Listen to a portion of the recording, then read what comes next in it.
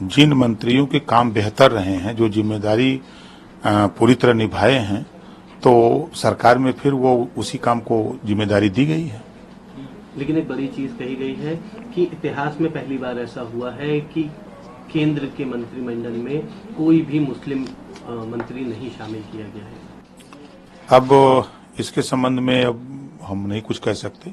अब मुसलमान अपनी लड़ाई लड़ता ही नहीं है, वो कभी कांग्रेस की लड़ता है, कभी अखिलेश की लड़ता है। अगर जिस दिन वो अपनी लड़ाई लड़ना शुरू कर देगा, उस दिन हिस्सेदारी उसको मिलना शुरू हो जाएगा।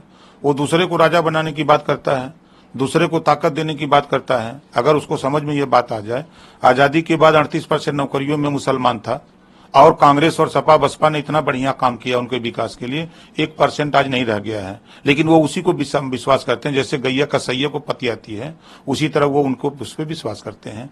उन्हीं लोगों के राज में दंगे होते थे, बदनाम मुसलमान होता था। कर्फ्यू लगते थे, बदनाम मुसलमान होता था।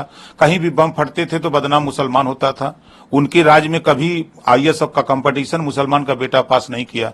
लेकिन मोदी जी, योगी जी के राज में पहली बार 51 बच्चे मुसलमानों के IAS कंपटीशन पास किए हैं।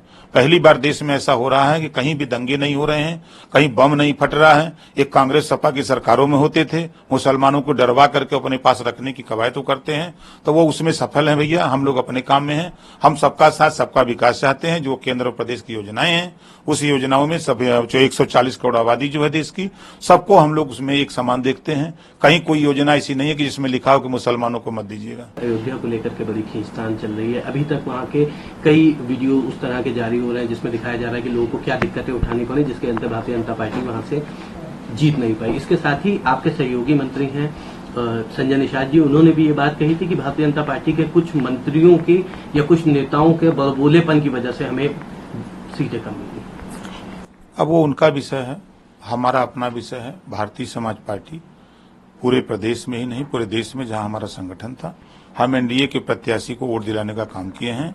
और इस चुनाव में 37 सभा हमने किया और 37 सभाओं में मैंने देखा कि जहां 10,000, 12,000, 15,000, 8,000 की भीड़ थी, उस भीड़ में प्रत्याशी के साथ कुल मिला जुला के 100, 150, 200 लोग रहते थे।